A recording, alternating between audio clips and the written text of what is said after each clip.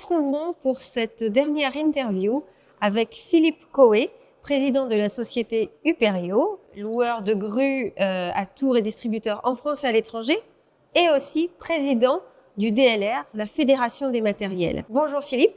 Bonjour. Pouvez-vous nous rappeler les fonctions du DLR ? DLR, c'est quoi ? C'est une palette de services à destination des entreprises adhérentes dans tout un tas de domaines. Le juridique, les ressources humaines, les achats, la fiscalité, les problèmes de formation, de recrutement. Un vaste panel et on travaille à offrir aux entreprises, surtout les plus petites d'entre elles, ce service pour les aider à naviguer dans l'environnement dans lequel nous sommes. Comment le secteur se porte ? Alors le DLR, les adhérents du DLR sont accrochés à deux grands secteurs, la construction d'une part, la manutention d'autre part. Il y a un premier contraste là.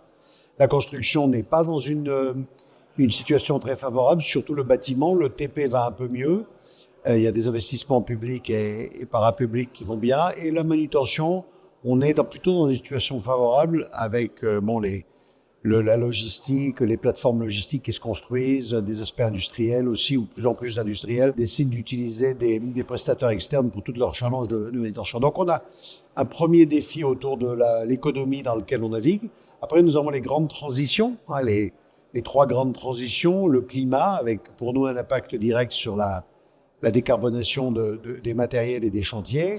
La deuxième transition, c'est le sociétal, avec les aspirations un peu des gens sur nos métiers. Et ça, c'est un défi pour nous, parce que nos métiers ne sont pas très glamour, en tout cas pour certains plus jeunes qui veulent nous rejoindre. Il y a des difficultés à recruter ? On a des difficultés à recruter. On ne fait pas exception à plusieurs secteurs, mais nous, on a, je dirais, peut-être plus de difficultés que, souvent on a des métiers, surtout des dimensions de service, puisque nous, aussi bien loueurs, distributeurs que aires de réparateurs, sont des métiers de service avec des interventions sur des chantiers dans des conditions difficiles, etc. Pour autant, on flatte un peu l'imaginaire des jeunes, réparer une pelle mécanique, monter dans une grue à tours ou conduire une grosse grue mobile. Ce sont des métiers qui sont plutôt attractifs, mais on a quand même des difficultés et il faut qu'on travaille à renforcer l'attractivité. La troisième transition, c'est le numérique. Avec la digitalisation des process des entreprises, l'intelligence artificielle qui arrive aussi sur nos métiers et qui va avoir un impact, puisque plus on numérisera nos activités, plus on sera capable d'offrir à nos clients, c'est-à-dire les entreprises de BTP et de manutention, des solutions intégrées, que ce soit pour l'administration de nos affaires, les factures, etc., voire pour les données d'exploitation des matériels. Parce que je dis souvent qu'on met en jeu les matériels, on les met en scène. Et nos clients veulent de plus en plus savoir ce que font leurs matériels pour pouvoir mieux les maintenir, mieux les exploiter, peut-être demain consommer moins d'énergie, puisqu'on leur demandera de faire des économies dans ce registre-là. Cette digitalisation, aujourd'hui, ça a aussi un impact sur les métiers, sur la formation. Aujourd'hui, est-ce que les entreprises sont prêtes ? Les batteries deviennent de plus en plus de capacité, mieux intégrées, il y a des systèmes embarqués. Donc on voit arriver, indépendamment des problèmes budgétaires, on voit arriver des solutions qui pourraient fonctionner. Mais d'ailleurs, on a un problème d'alimentation de ces matériels, que ce soit en électricité, en hydrogène, en biocarburant. Donc c'est un premier grand défi de la profession dans lequel la fédération est engagée, avec d'autres fédérations, des fédérations de fabricants de matériel. En France, c'est Evolis et CEMAT, et les fédérations d'utilisateurs, que sont essentiellement pour nous la FNTP, la FFB. Les 5 fédérations travaillent ensemble. On a récemment créé un groupe de travail qui a été force de proposition auprès des autorités, qui a permis que les autorités reconnaissent un peu qu'on existait, parce qu'elles parlaient beaucoup des voitures, elles parlaient beaucoup des camions, des autocars, des choses comme ça, et elles avaient un peu oublié qu'il y avait aussi beaucoup d'engins de chantier qui fonctionnaient. Alors on ne représente pas une masse importante, mais quand même on a une place dans la société. Donc on a un groupe de travail qui propose des solutions, qui va mettre en place quelques normes, qui va aussi nous aider à flécher les carburants, parce que quand on parle d'électricité, c'est que maintenant le défi, c'est où va-t-on trouver toute cette électricité, et qui va nous permettre de faire valoir nos droits pour nos entreprises et de mettre en place peut-être des incitations fiscales, en tout cas des accès à un certain nombre de choses au niveau de la force publique pour nous permettre de basculer vers la décarbonation des chantiers, sujet sur lequel les échéances sont là. On voit de plus en plus de villes qui font des zones à faible émission. Beaucoup de chantiers de rénovation dont on parle beaucoup sont urbains. Et donc là, il va falloir qu'on trouve notre place. Alors vous avez raison, cette décarbonation, elle nous amène directement sur un deuxième sujet qui est le problème des métiers, de la formation des techniciens, parce qu'une machine électrique ou hydrogène ne se maintient pas de la même façon qu'une machine avec un bon vieux moteur diesel. Et puis il y a beaucoup d'électronique embarquée, parce que toutes ces machines, tous ces systèmes doivent être pilotés avec beaucoup de soin. Donc c'est clair que c'est un deuxième défi. DLR travaille beaucoup à l'attractivité des métiers, aussi avec d'ailleurs les fédérations, je dirais un peu sœurs autour de cette chaîne de valeur du matériel. Et on a récemment vu des choses intéressantes. Il y a eu les WorldSkills. On en profite pour faire passer un certain nombre de messages auprès des jeunes sur le besoin que l'on a de ces formations, de ces collaborateurs, et aussi des métiers un peu plus nobles que changer un pneu dans un chantier en plein vent, dans la boue, etc. Il y a des choses beaucoup plus avancées qui permettent aux jeunes de trouver quand même une satisfaction par rapport à ça. Dans la profession, les monteurs de grue à Tours aussi, c'est un sujet, ça a besoin d'évoluer. Tout à fait. Par rapport à cette attractivité, il y a aussi le fait de pouvoir qualifier, d'offrir aux jeunes une formation qualifiante, qu'ils ne trouvent pas uniquement un emploi, ils trouvent aussi une profession, ils trouvent aussi un accès à quelque chose de certifié pour pouvoir faire carrière avec cette formation de base. C'est l'objet du travail qui a été mené au sein de la commission Grue à Tours dans le DLR, dans laquelle moi aussi je suis en tant qu'opérateur d'un business Grue à Tours, et qui a récemment franchi une étape clé avec la première promotion de monteurs diplômés qui a été reconnue au sein de notre commission. Il y a une deuxième promotion qui arrivera courant 2025 et ça nous permettra d'avoir officiellement auprès de France Travail un CQP, un certificat de qualification professionnelle, qui reconnaîtra ce métier. Il était temps parce que c'est un métier qui est compliqué, qui détient des risques, qui demande des compétences multiples, avec à la fois beaucoup de sérieux. Quand on travaille à 50 mètres de haut, il faut faire très attention. Mais en même temps, les grues à Tours sont des Ferrari, des Formule 1 du BTP avec beaucoup d'exigences sécuritaires. Évidemment, on comprend pourquoi. Il y a énormément de choses relatives à l'électronique, à l'électrotechnique. Et donc, ce métier de monteur recèle plein de facettes. Et il était temps qu'il soit qualifié. C'est la volonté de la profession depuis pas mal d'années.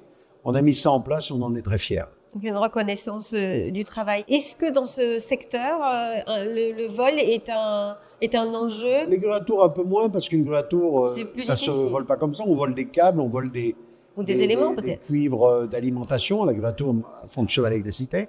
Par contre, dans la nébuleuse, j'allais dire dans la sphère DLR, le vol est un sujet important qui a souvent été mal mesuré, mal connu. On ne faisait pas la publicité parmi nos adhérents qu'on s'était fait voler des nacelles ou des pelles. On a récemment brisé un petit peu cela et on s'est rendu compte que c'était un problème important pour la profession. Donc on est en train de créer une démarche en rapprochement avec les autorités. Les autorités aussi ne se rendaient pas compte. Vous savez, il y a des départements en police et en gendarmerie spécialisés pour le vol des voitures de sport, d'un certain nombre de choses. Et ils ne se sont pas rendus compte qu'une pelle qui coûte 100 000 ou 200 000 euros, ça a autant de valeur, voire plus qu'une voiture de sport automobile. Et ils ont répondu à l'appel en essayant de mettre en place un certain nombre, d'une part, de diagnostics. Donc, notre première démarche va être de mieux reporter ce qui se passe, de se former mutuellement, à la fois au niveau de nos responsables de parc et des autorités de police et de gendarmerie, pour que quand on voit passer une remorque sur laquelle il y a une grosse pelle mécanique qui a une valeur de 500 000 euros à la frontière, qu'on réagisse très vite en disant mais est-ce que vous avez les papiers de propriété, etc. Parce qu'il n'y a pas d'immatriculation toujours. Pour autant, avec les systèmes de tracking qu'on a aujourd'hui, on est capable de remonter sur le propriétaire assez rapidement. Et donc, il y a des choses qu'on va mettre en place. On a mi-octobre un événement de signature d'un partenariat formel entre la fédération et les autorités de police et de gendarmerie. Et derrière ça, on va mettre en place tout un protocole, ce qui permettra à nos adhérents, quand ils sont victimes de ce genre de vol, de pouvoir rapidement porter plainte et déclencher, évidemment, une intervention, ce qui devrait permettre d'éviter les pertes. Parce que, bon, malgré tout, c'est pas des matériels qui se déplacent à 200 km/h sur l'autoroute. Donc, on doit pouvoir, si on réagit rapidement, on doit pouvoir éviter que, en particulier, les matériels sortent du territoire, parce que dès qu'elles sortent du territoire, C'est terminé. là, on a d'autres challenges. Donc, c'est en effet un des chantiers à l'actualité de la fédération en ce moment, le vol, avec la démarche qu'on fait avec nos adhérents loueurs essentiellement. Donc la décarbonation, le vol, la formation et les ressources humaines sont les grands enjeux. Est-ce qu'il y en a d'autres qui ont besoin d'avancer un petit peu plus vite, là, maintenant, tout de suite? Je mettrais volontiers en avant l'aspect réglementation, l'aspect respect un peu des normes. On est dans un métier dans lequel tous ces matériels, et en particulier ça va arriver avec, je vous parlais des zones à faible émission dans les grandes villes, etc. on a besoin de mettre peut-être un certain nombre de règles un peu plus clairement, plus formellement en place, mais que ces règles soient réellement respectées et que, à l'instar d'un certain nombre de choses qui existent mais qui n'est pas respectée, par exemple les visites approfondies, la formation des collaborateurs, des usagers, etc. Parfois, on se rend compte qu'il y a des chantiers sur lesquels des matériels obsolètes qui ne respectent pas ces règles sont encore utilisés.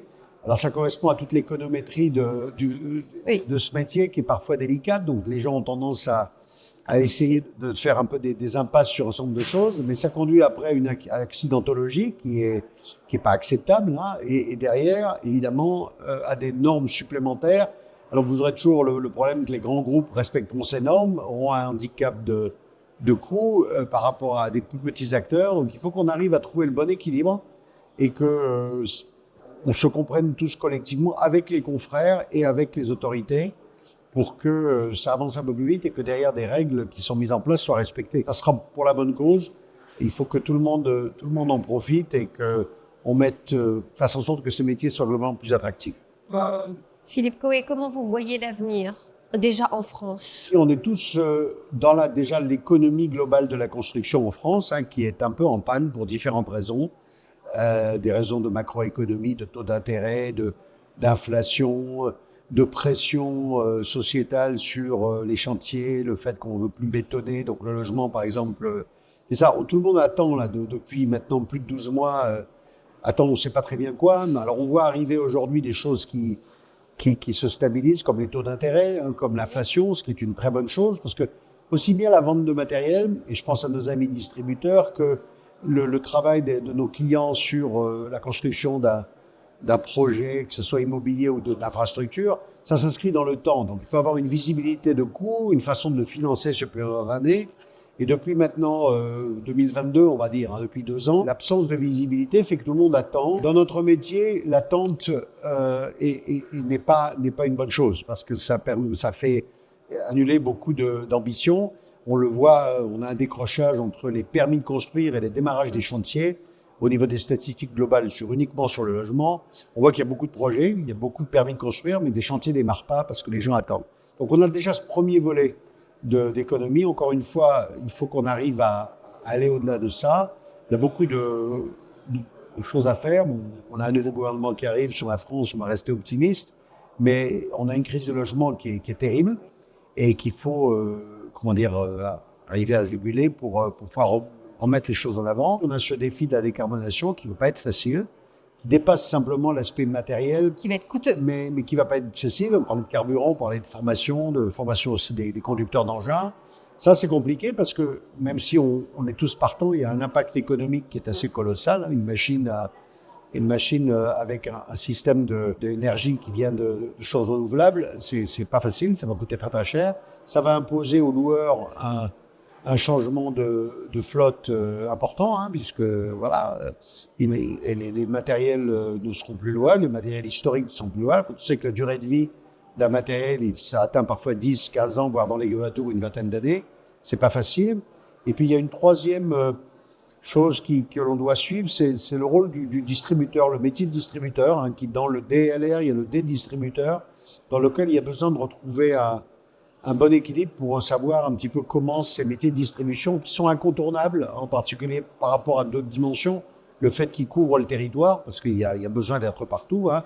Les chantiers, les matériels de BTP ou même de manutention, ils ne sont pas que dans les grandes villes, ils peuvent être au milieu de nulle part en train de faire une autoroute ou un pont.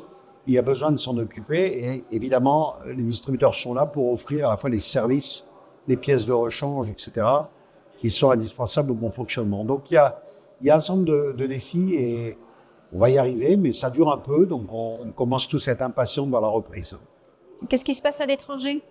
Est-ce que très contrasté à l'étranger. Contrasté, c'est différent de ce qui se passe chez nous?